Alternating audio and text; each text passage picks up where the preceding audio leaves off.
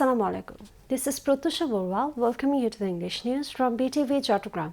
Let's begin with the top stories. We need to build just and humane state keeping justice as final word, says Prime Minister Tariq Rahman.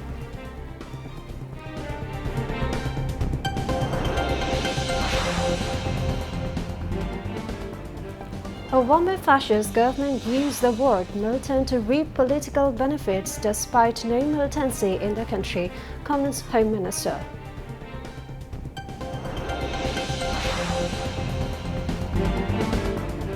Political disasters take severe shape alongside natural ones during the Wamir region, says Information and Broadcasting Minister.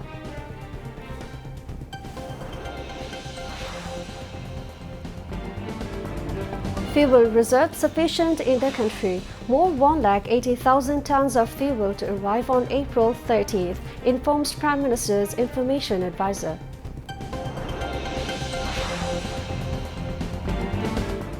Bangladesh opens new horizon entering nuclear power age through Raater.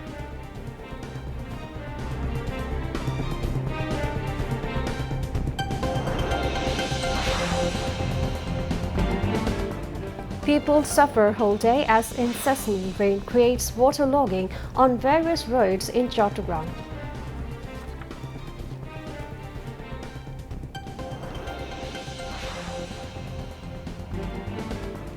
US President Trump's disappointment over Iran's latest proposal, fading hopes for ending war.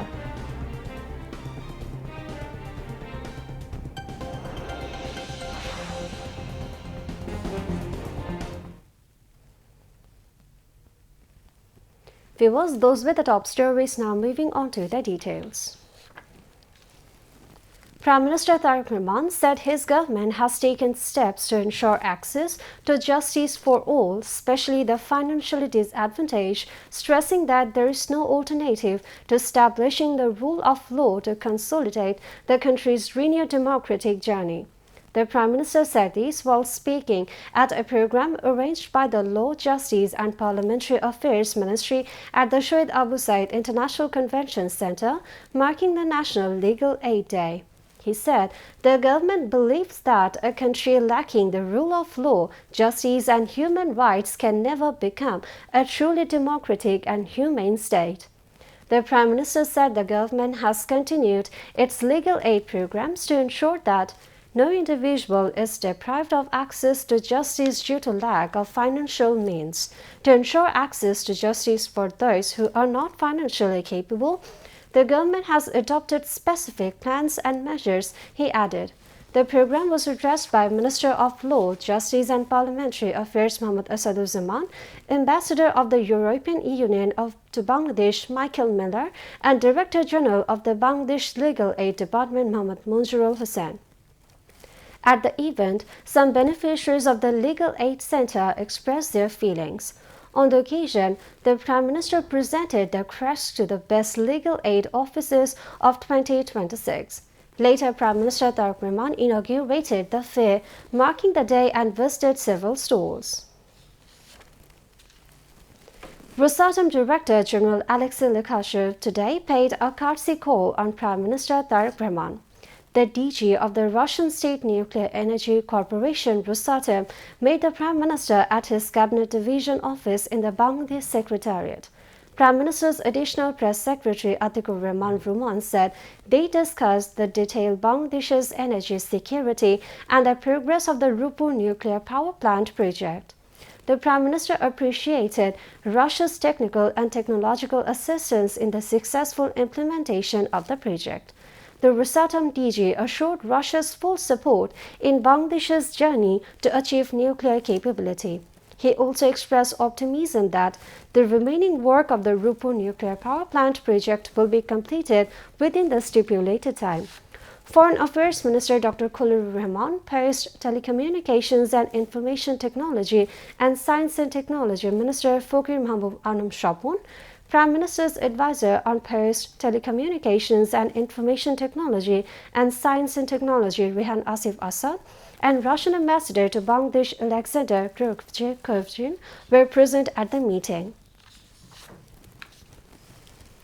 There is currently no militant activity in the country. The fascist government used the term militant to gain political advantage. Home Minister Salahuddin Ahmed made these remarks to journalists after attending the 31st founding anniversary celebration of the Bangladesh Coast Guard today. In response to a question from journalists, the Home Minister said that every force is determined to maintain its own internal discipline. If anyone violates discipline, they are subjected to punishment under the force's own laws. He also stated that as the election has ended, the army, along with other forces, will be gradually withdrawn back to their barracks. Information and Broadcasting Minister Johiruddin Shapun said that along with natural disasters, the country also faced a serious political disaster during the previous Awami League government's tenure.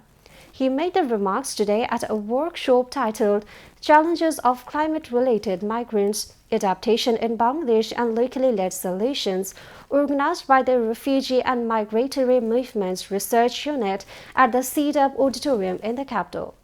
The minister said structural reforms could not be implemented to address the crisis and problems of climate migrants due to the political weaknesses of the previous government. He said that Prime Minister Tareq Rahman had already identified many issues within the society, politics and state structures even before assuming office. State Minister for Planning Junaid Abdul Rahim Saki said structural transformation is necessary to resolve the existing unequal socio-political system. The government is at a crossroads and must find a way forward, he added. Dhaka University Professor Dr. Tasnim Siddiqui presented the keynote paper highlighting the rise in rural to urban migration due to climate change, the challenges of adaptation, and locally driven solutions. Internal Displacement Monitoring Center Research Advisor Dr. Frank Fulmer presented the human cost of disaster-induced displacement.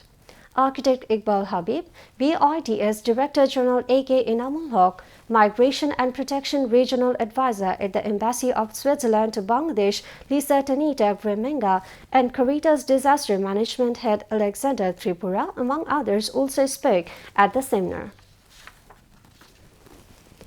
Prime Minister's Information and Broadcasting Advisor Dr. Jahidur Rahman said, the government will not tolerate any misinformation or disinformation in the media. He made the remarks at a press briefing on the government's development activities held in the conference room of the Press Information Department at the Secretariat this morning. Information and Broadcasting Secretary Mahbooba Farzana, Chief Information Officer Mohammad Yaqub, and other senior officials of the ministry were present at the briefing. Highlighting the government's strict stance against the spread of rumors and false information across all media platforms, the information advisor said necessary measures will be taken to ensure the flow of accurate information and to prevent confusion. He also outlined various development initiatives of the government, mentioning that more than 94 lakh vaccine doses have been administered to prevent the ongoing measles outbreak. Referring to the ongoing energy situation, he said there is an adequate stock of fuel in the country and added that a fresh consignment of 180,000 metric tons of fuel oil will arrive on 30th April. Uranium or fuel loading officially has begun today in the first unit of the Raater nuclear power plant located in Ishordi of Pabna. Through this, the path has been created for starting trial production at the country's first nuclear power plant. And ending a long wait, Bangladesh will enlist its name among the countries producing nuclear power.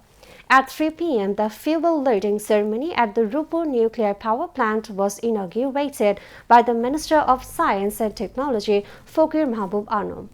Prime Minister's Science and Technology Affairs Advisor Rehan Asif Azad, Director General of Russia's State Nuclear Agency Rosatom Alexei Lekashev, representatives of the International Atomic Energy Agency IAEA, and senior representatives of the Russian government were also present at the event. On April 16, the Raater authorities were granted the commissioning license to insert fuel into the nuclear reactor after fulfilling all safety conditions under the strict supervision of the International Atomic Energy Agency (IAEA). Those involved in the project believe that, overcoming all obstacles, this milestone has been achieved due to the government's determination. This moment of uranium loading in the first unit is a historic moment for the country's energy sector. It will take at least 30 days to complete the fuel loading in the first unit.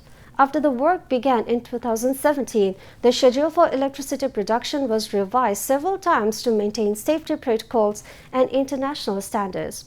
Once both units of this project, built at a cost of $12.65 billion on the banks of the Podda in Ishordi Upazila, are fully operational, it will be possible to produce a total of 2,400 megawatts of electricity.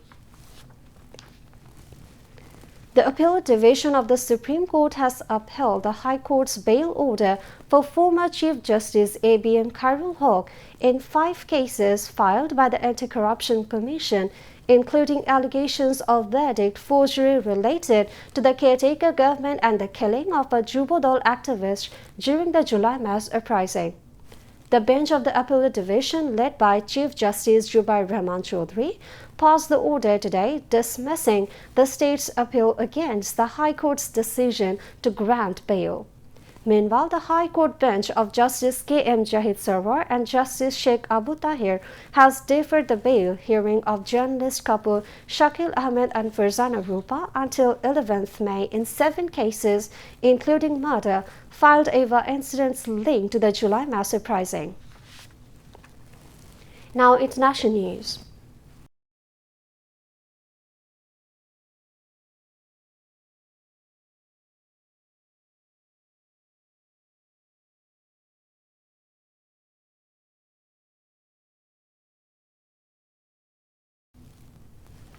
A U.S. official said U.S. President Donald Trump is unhappy with the latest Iranian proposal on resolving the 2-month war, dampening hopes for a resolution to the conflict that has disrupted energy supplies, fueled inflation, and killed thousands. The New York Times, citing multiple people briefed on the discussions at the White House, said Trump told his advisers that he was not satisfied with the Iranian proposal. Iran's latest proposal would set aside discussion of Iran's nuclear program until the war is ended and disputes over the shipping from the Gulf are resolved. Meanwhile, the Iranian foreign minister said he was pleased to engage with Russia at the highest level as the region is in major flux. Russia has hosted Iran's foreign minister Abbas Araghchi in St. Petersburg for talks on a possible new round of negotiations with the U.S. while positioning itself as a mediator. Meanwhile, the United Nations Security Council has failed to take action on the escalating crisis in the Strait of Hormuz as global tensions over maritime security continue to rise. During an emergency session, Member States called for the de-escalation and the reopening of the vital shipping route, where thousands of cargo vessels and tens of thousands of seafarers remain stranded. The disruption is driving up global fuel prices and raising concerns for vulnerable economies. On the other hand, crude prices continue their upward trend as diplomatic attempts to hold the conflict between the U.S. and Iran remain at a standstill. The death toll from a train collision near the Indonesian capital Jakarta has risen to 15, with another 88 injured. Emergency teams completed work to rescue passengers trapped in the wreckage. Indonesia's Senior Minister for Infrastructure, Agus Harimurti Yudhoyono, informed this. The collision between a commuter train and a long-distance train happened late on Monday in Bekasi, just outside Jakarta, with a carriage reserved for women bearing the brunt of the crash. The head of Indonesia's Search and Rescue Agency, Muhammad Sifai, said all the victims were women and most of them had been pinned inside the crushed metal. It had been a delicate process to extricate them from the mangled carriages, he added, but the evacuation had been complete. After visiting one of the Bikasi's hospitals treating the injured, President Prabowo Subianto said it had agreed to build a flyover near the railway tracks and that authorities would investigate the collision. Indonesia's National Transportation Safety Committee is investigating the crash. A small passenger plane has crashed in South Sudan, killing all on board, including the pilot and 14 passengers.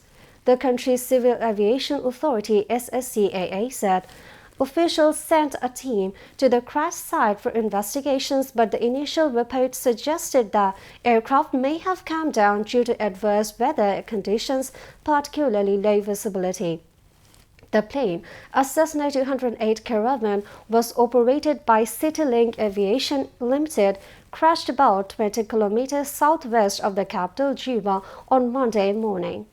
It took off from Yei at the 9:15 local time and air traffic control lost contact about 30 minutes into the flight to the capital. Among the passengers, 2 were Kenyans and the rest were South Sudanese. Back to national news. Heavy rains have caused waterlogging in Chattogram city again. The common people and pedestrians suffered greatly, especially in the low-lying areas of the city due to waterlogging. Heavy rains started suddenly in the city after midnight. In just a few hours, several low-lying areas, including the city's Probortok Circle, Muradpur and Katalganj, were submerged in water. Vehicle movement was severely disrupted in these areas. Rickshaws and motorcycles broke down and stuck in the middle of the road in many places. Pedestrians suffered as rainwater and sewage from the rains mixed together at the Probortok Circle.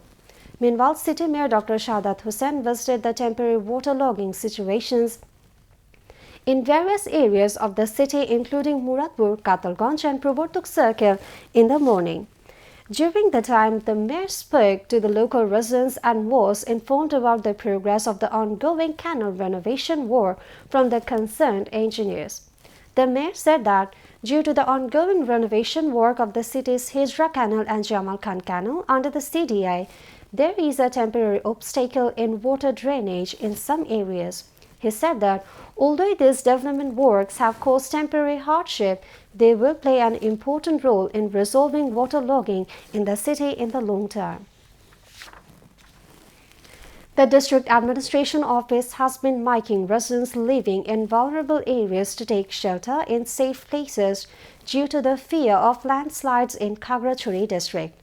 Landslides occur every year in the district due to the incessant rainfall. Families living at the foot of the mountains in vulnerable areas are requested to be aware of this. The District Information Office has specifically requested them to take shelter in safe shelter centers if necessary.